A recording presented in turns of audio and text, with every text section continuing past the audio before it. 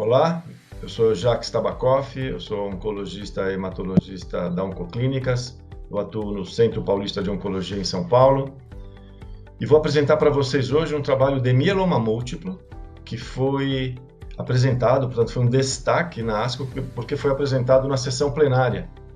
A sessão plenária, que tem apenas 5 trabalhos, foi apresentado esse trabalho de mieloma múltiplo. Então esse é um trabalho chamado Endurance, é um trabalho conduzido pelo ECOG, um grupo americano, cooperativo americano, em que eles se propuseram a comparar a combinação VRD, que é o bortezomib, a lenalidomida e a dexamethasonas, versus o KRD, carfilzomib, lenalidomida e dexamethasona.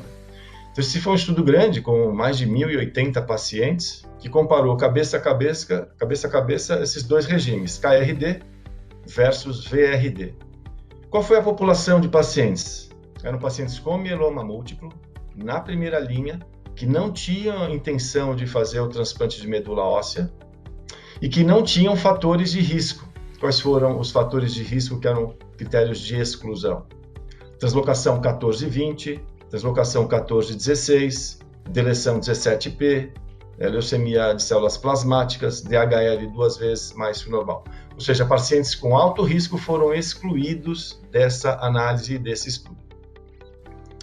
Esse estudo teve ainda uma segunda randomização, que não foi apresentada, porque é muito imatura, que é o papel da lenalidomida de manutenção por 2 anos ou por tempo indefinido.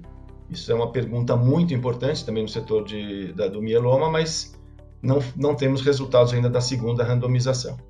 Então foi um estudo que teve 540 pacientes por braço, um estudo muito robusto, e o desfecho principal, que era a sobrevida livre de progressão, foi exatamente igual nos 2 braços. As curvas são totalmente sobrepostas, a curva de Kaplan-Meier de PFS, e a sobrevida mediana de 34 meses nos 2 braços.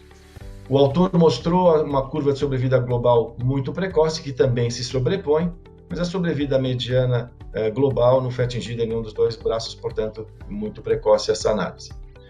Do ponto de vista de toxicidade, foi o que a gente esperava, né? O carfilzomib, ele foi mais tóxico para a parte cardíaca, pulmonar e renal. Nós tivemos toxicidade nessa esfera em 16% dos pacientes tomando KRD, versus 4,8% nos pacientes com VRD, enquanto que a neurotoxicidade foi o contrário.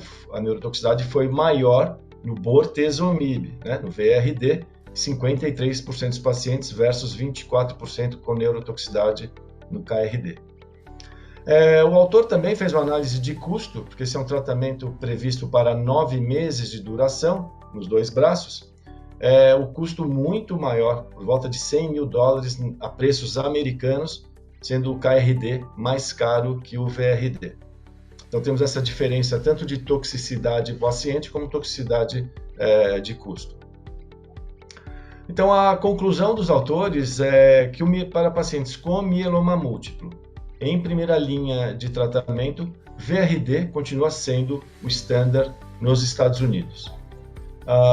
Existe uma possibilidade de, para alguns pacientes, você poder escolher o KRD em função do perfil de toxicidade adequado para aquele caso.